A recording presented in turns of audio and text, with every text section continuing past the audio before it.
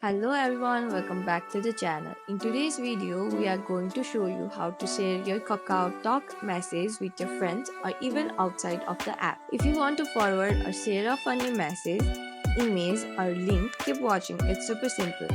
First, open up your Kakao app on your phone. Make sure you are logged in into your account. Once you are inside, find the conversation that contains the message you want to share. Now scroll down through the chat until you find the message that you want to share. It could be a text message, a picture, or even a link.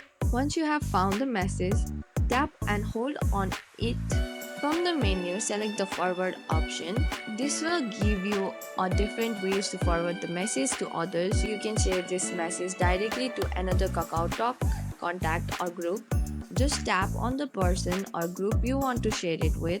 Once you have tapped the contact, the message will automatically appear in the new chat. You can add your own comments or message before sending it. If you want, then just hit the send button and you are all done. Super easy, right? And that's it. You have now learned how to share messages on KakaoTalk with just a few taps.